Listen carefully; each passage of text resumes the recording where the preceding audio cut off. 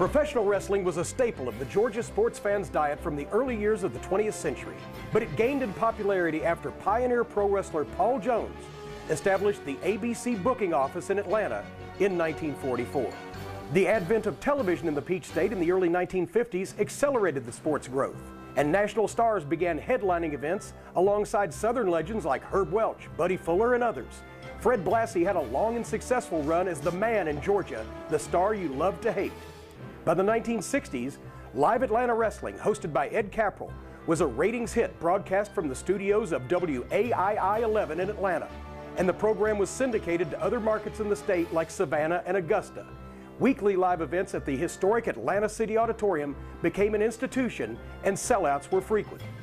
Additionally, Columbus, Georgia-based promoter Fred Ward, a minority shareholder in the ABC office, produced his own TV program for Columbus and Macon, and ran weekly events there and throughout South Georgia. Top wrestlers seeing action in Georgia in the 1960s included Haystacks Calhoun, Gorgeous George, Dick the Bruiser, Dr. Jerry Graham, Argentina Rocca, Eddie Graham, Sputnik Monroe, Mario Galinto, Bob Orton Sr., Doug the Professional Gilbert, Buddy Colt, Bobby Shane, and a young babyface named Nick Bockwinkel. Tag team wrestling was incredibly popular in Georgia as well, with teams like Grizzly Smith and Luke Brown, the Kentuckians, or the Torres brothers, Alberto, Enrique, and Raymond, waging long wars with heel duos like the Von Brauners with manager Saul Weingeroff, the Masked Infernos with J.C. Dykes, the original Anderson brothers, Gene and Lars, and Georgia's all-time top heel team, Jody Hamilton and Tom Renesto, the Masked Assassins. The NWA World Heavyweight Championship was defended often in the state by every champion of the decade, including Lou Thez, Gene Kiniski, and Dory Funk Jr. But in a talent-filled territory, one man stood head and shoulders above the rest, Ray Gungle.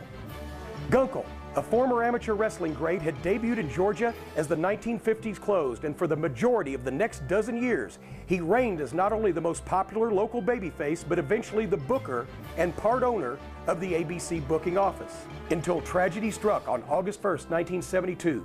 Gungle died of a heart attack in the locker room of the Savannah Civic Center following a match with Ox Baker. He was 48. A meeting was held of the ABC owners, including Jones, Ward, Southern wrestling legend Lester Welch, and Gunkle's widow, Ann, a former fashion model. The others offered Ann Gungle what they wanted to pay her to buy out Ray's shares, and she refused it. So they folded the existing company and opened a new one without her.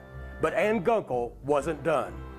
She appealed to the owner of WTCG-TV, the small Atlanta independent station now carrying the wrestling program, an Atlanta entrepreneur named Ted Turner. He gave her fledgling promotion, All South Wrestling, an hour of time adjacent to the new Georgia Championship Wrestling program, creating a 2-hour block. Then, in one fell swoop, she convinced every wrestler on the Georgia roster save two, Bob Armstrong and Daryl Cochran, to join her new company.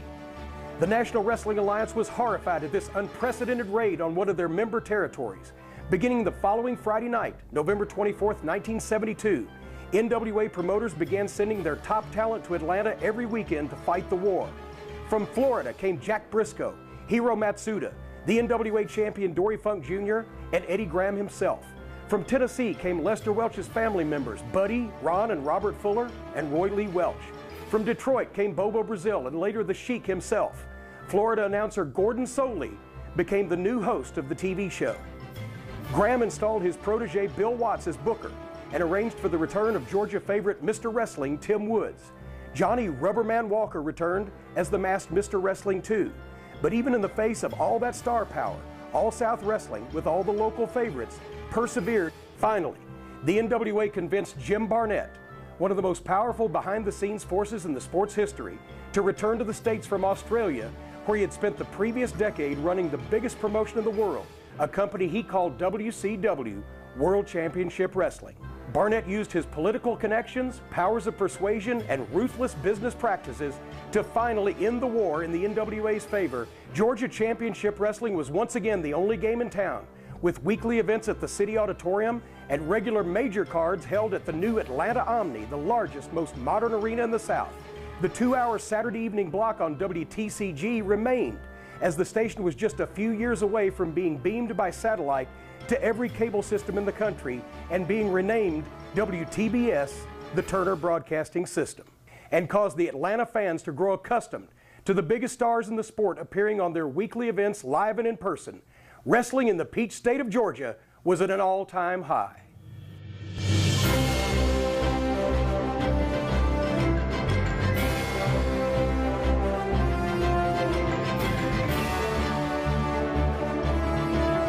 Hello again, everybody, and welcome to another exciting episode of Back to the Territories from Kayfabe Commentaries. I'm Jim Cornette, and once again, we're hopping in the DeLorean, and we're taking a trip back in time.